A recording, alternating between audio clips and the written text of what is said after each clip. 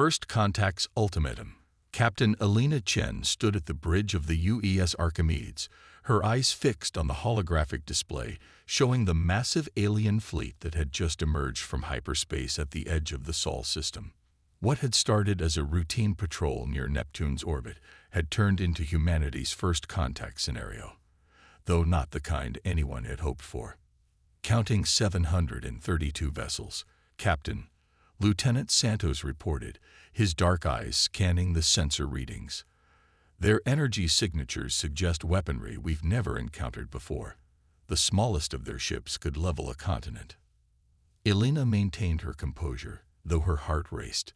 The Archimedes was Earth's most advanced vessel, incorporating breakthrough technologies in quantum computing and adaptive materials. But it was just one ship against a fleet that could darken the skies of every human world.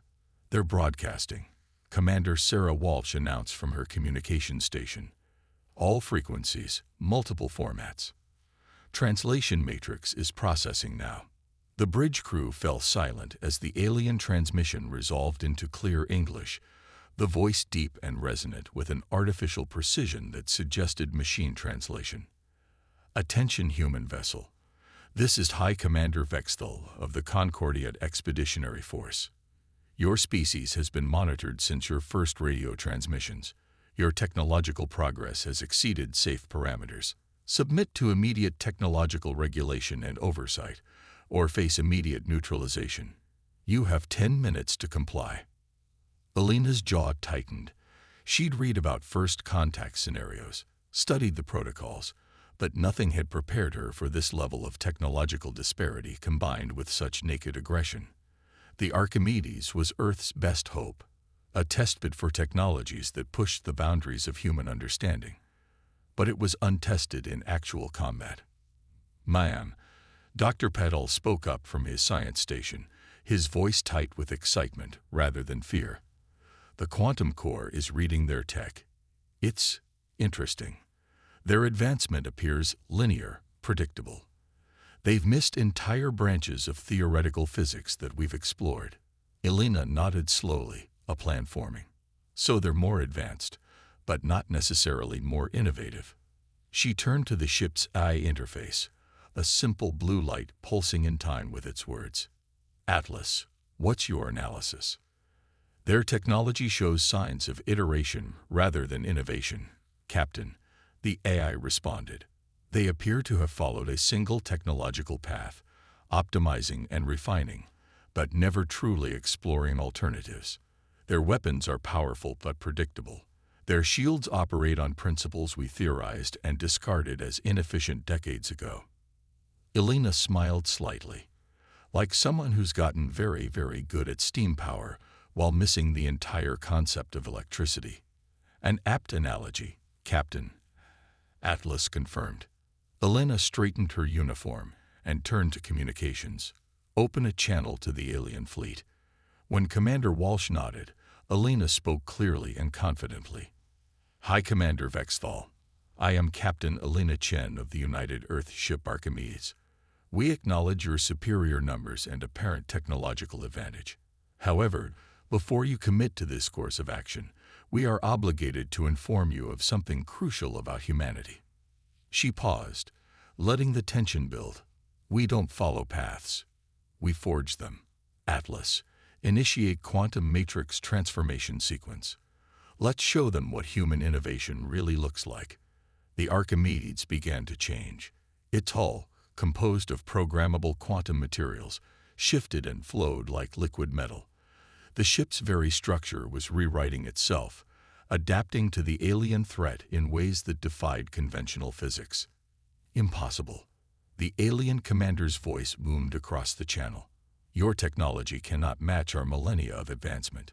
"That's where you're wrong," Elena replied calmly. "We don't need millennia to advance. We need imagination. And humanity. We have that in abundance. This is your only warning, Commander. Retreat now, or witness firsthand why humanity's greatest strength isn't our technology. It's our capacity to transcend it." The alien fleet's response was to launch a barrage of energy weapons that could have vaporized a small moon. As the attacks approached the Archimedes, Alina allowed herself a small smile. The real demonstration was about to begin. And with it, the aliens would learn why following a single path of advancement was the greatest mistake a species could make. The Archimedes hull began to glow with an inner light, its quantum matrix coming fully online. In the next few moments, the aliens would learn that humanity's warning hadn't been a bluff. It had been a courtesy, and they had chosen not to heed it. The quantum dance. The alien fleet's energy weapons converged on the Archimedes like 1,000 suns going nova.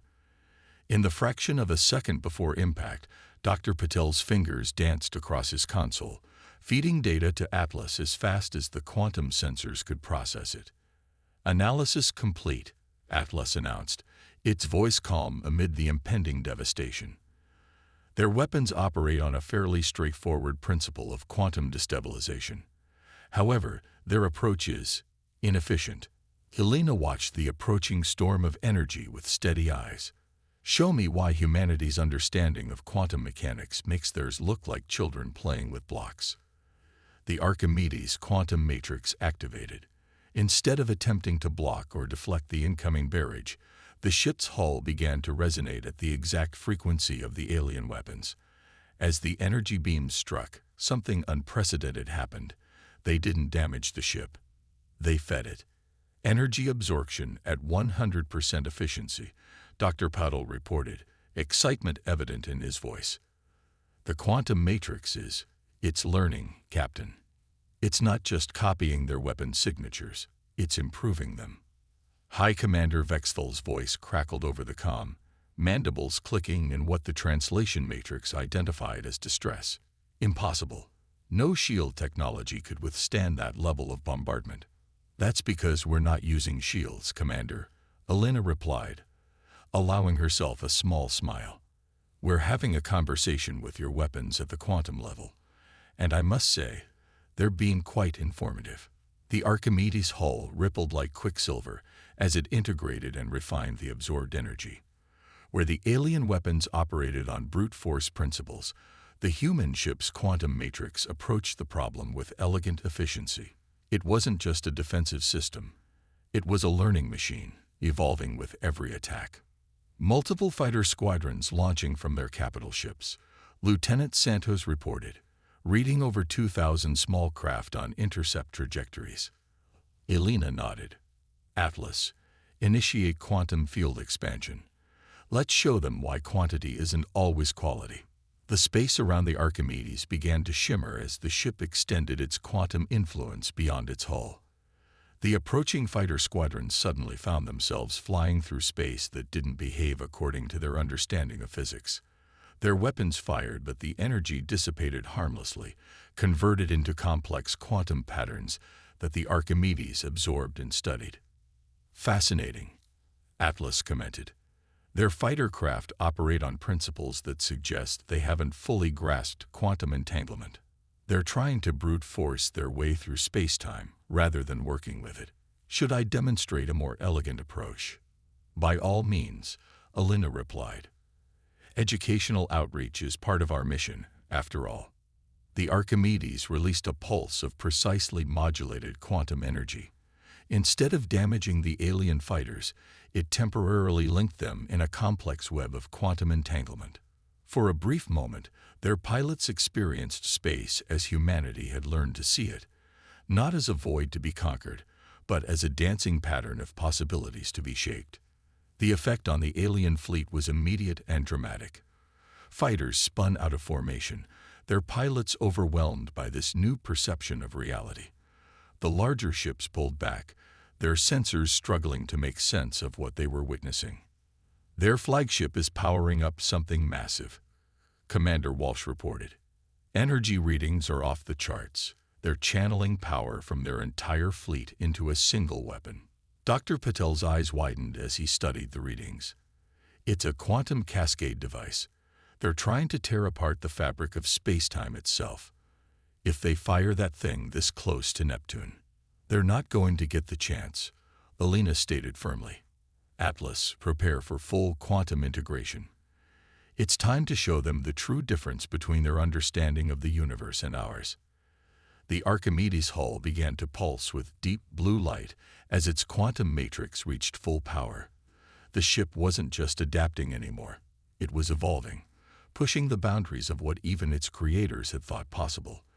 As the alien fleet's superweapon reached critical power levels, the human vessel prepared to demonstrate why innovation would always triumph over iteration.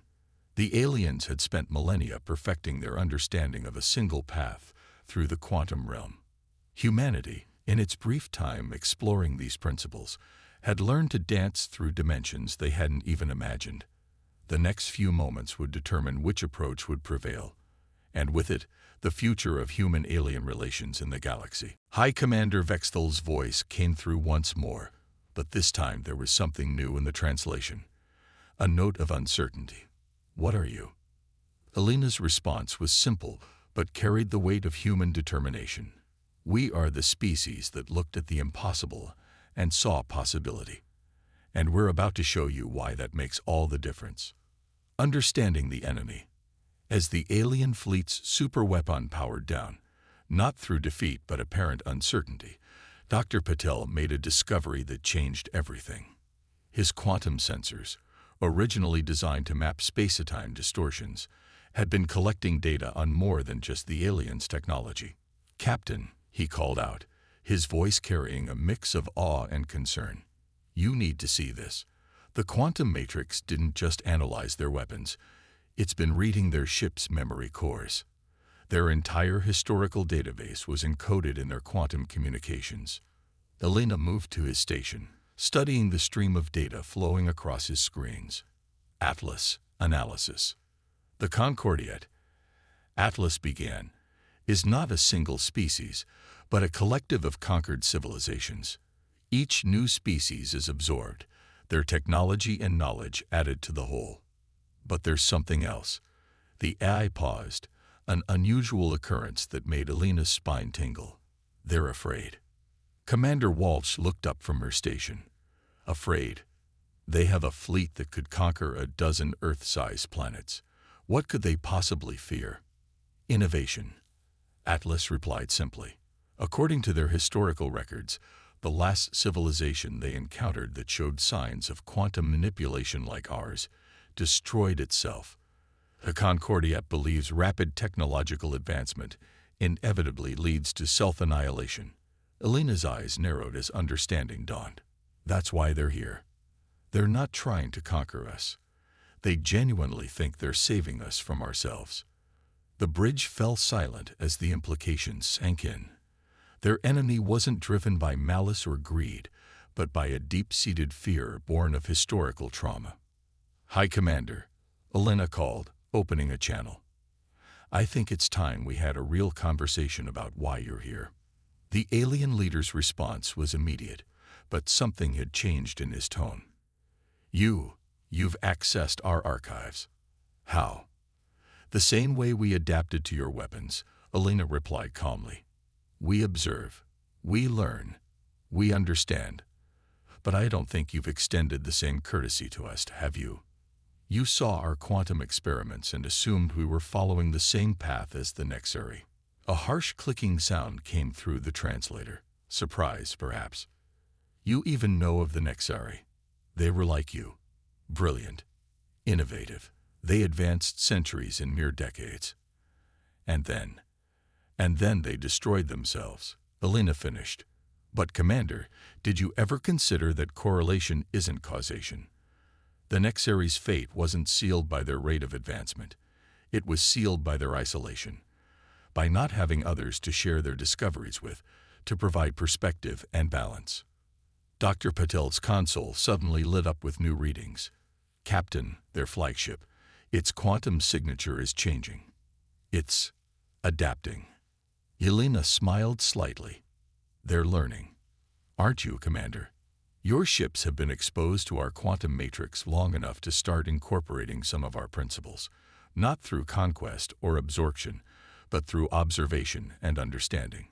Just like we learned from you." "This is not our way," Vexthal protested, but there was uncertainty in his voice. The Concordiat exists to prevent exactly this kind of uncontrolled advancement. The peace of our collective depends on controlled, managed progress. And how's that working out for you? Elena asked. Your own records show that the Concordiat hasn't produced a truly original technological breakthrough in over 3 centuries. You've been iterating on the same principles, becoming more efficient, but never breaking new ground. You're not preventing destruction. You're ensuring stagnation. The alien fleet's formation shifted subtly. Ships that had been maintaining attack positions began to adjust, taking up observation patterns instead. Their quantum signatures showed signs of rapid but stable evolution. They were learning from the Archimedes just as it had learned from them. What you call uncontrolled advancement, Elena continued, we call innovation. And yes, it's dangerous. Yes, it requires responsibility. But the solution isn't to stop advancing. It's to advance together, to share knowledge, to learn from each other's mistakes and successes. Atlas's voice carried an unusual note of excitement. Captain, I'm detecting quantum resonance patterns throughout their fleet. Their ships are beginning to experiment with the principles we demonstrated. They're innovating. High Commander Vexthal was silent for a long moment. When he spoke again, his words were measured, thoughtful. In all our history of encounters with developing species, none has ever taught us. We come to teach, to guide, to protect. Yet here we are, our most advanced fleet, learning new principles from a single ship of the species we came to save. Then perhaps, Elena suggested, it's time for the Concordiat to consider a new approach. Instead of absorbing civilizations to prevent them from advancing too quickly, why not partner with them? Share knowledge, but also share perspective. Create a true exchange of ideas rather than a one-way flow of controlled information. The tension on the bridge was palpable as they waited for the alien commander's response. This was more than a negotiation. It was a potential turning point in galactic history. A chance to transform a stagnant pattern of conquest and control into something new. A genuine collaboration between species. The quantum resonance between the ships continued to grow stronger, a physical manifestation of the understanding developing between two very different approaches to civilization. The question was whether the Concordiat could overcome millennia of ingrained behavior and embrace a new way forward, one that valued innovation over control, collaboration over conquest. Elena watched the alien fleet on her display, noting how their quantum signatures were already showing signs of adaptation and growth. Sometimes, she reflected, the greatest victory wasn't in winning a battle, but in helping your opponent understand why the battle was unnecessary in the first place. Breaking point. The quantum resonance between the human and alien vessels had been building for hours, a symphony of shared knowledge and growing understanding. But within the Concordiat fleet, not everyone welcomed this change. Lieutenant Santos was the first to notice the disruption. Captain, we have movement in the alien fleet. 3 heavy cruisers are breaking formation, powering up weapons. Their quantum signatures are. They're trying to block out our influence. Elena watched as the rogue ships positioned themselves between the Archimedes and the main fleet. Their hulls pulsed with angry red energy, rejecting the quantum harmonics that had begun to transform their fellows. Incoming transmission, Commander Walsh announced, not from High Commander Vexthal. A new voice filled the bridge, harsh and uncompromising. I am Sub-Commander Krell of the Purity Squadron. You corrupt our fleet with your chaos technology. This ends now. The Concordiat exists to prevent exactly this type of contamination. Dr. Patel's hands flew across his console. They're charging something massive. The energy readings, they're overloading their core reactors. If those ships detonate this close to the fleet, they would rather die than change, Elena said quietly. Then, louder. Atlas, analysis. The rebel ships have isolated themselves from the quantum network, the AI reported. They're using old-style shields and weapons. Crude but effective. A direct confrontation would result in significant casualties among the main fleet. Elena opened a channel. Sub-Commander Krell, Your own fleet is beginning to understand a fundamental truth. Innovation without cooperation leads to destruction. You're proving that point right now. Better destruction than corruption. Krell's voice was almost frantic. We have maintained order for 10,000 years. We will not let one primitive species undo everything with their reckless advancement. The rebel ship's reactors reached critical levels. They were turning themselves into living weapons, ready to tear a hole in space-time that would destroy everything nearby, including their own fleet. Atlas. Alina spoke calmly. Initiate Quantum Protocol Omega. Let's show them what happens when innovation meets compassion. The Archimedes' hull began to shift, not into a weapon configuration, but into something entirely new. The quantum matrix extended, creating a field that didn't just protect or attack, it transformed. What are you doing? Krell demanded as his ship's energy readings began to fluctuate. Saving you from yourselves, Alina replied. Humanity's greatest achievement isn't our technology, Sub-Commander. It's our ability to transform destruction into creation. The space around the rebel ships began to crystallize, their destructive energy being captured and redirected through the Archimedes' quantum field. Instead of an explosion, their power was being channeled into something new. Dr. Patel stared at his readings in amazement. Captain, the quantum matrix it's using their energy to create a localized space-time nursery. It's not just containing the explosion, it's using that power to generate new possibilities. The rebel ships hung suspended in a web of quantum energy, their attempted sacrifice transformed into a demonstration of humanity's most profound technology.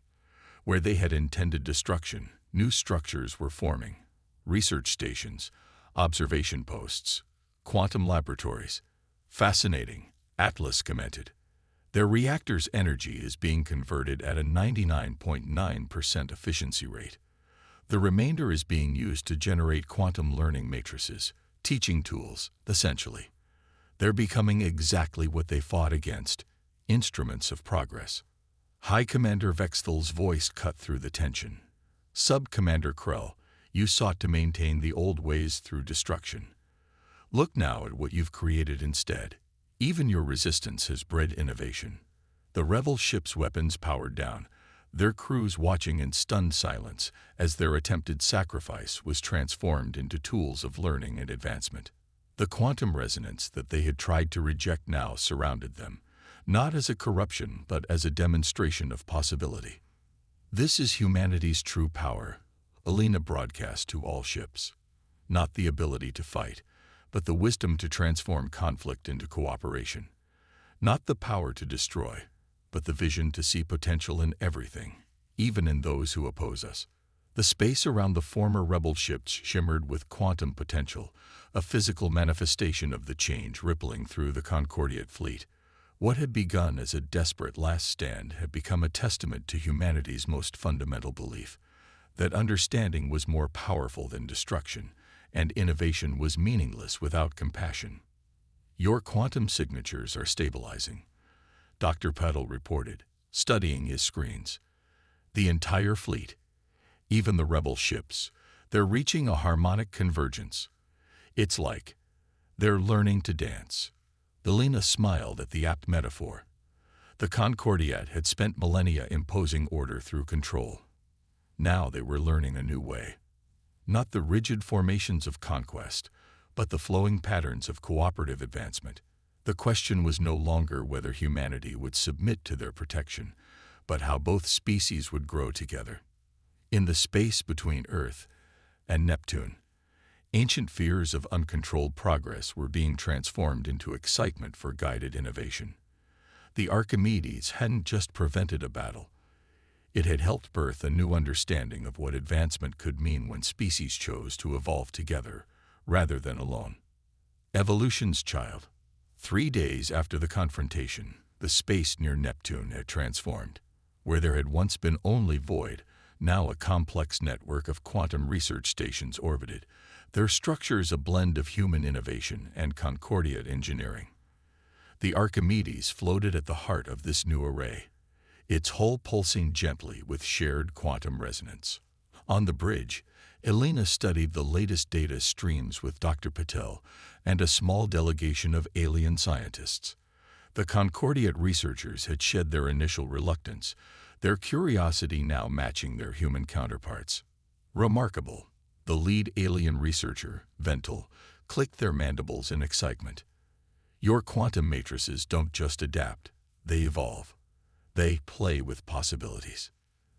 That's humanity in a nutshell. Elena smiled. We never could resist playing with new ideas. The real breakthrough was learning to share that playfulness with our technology. Atlas's voice joined the discussion.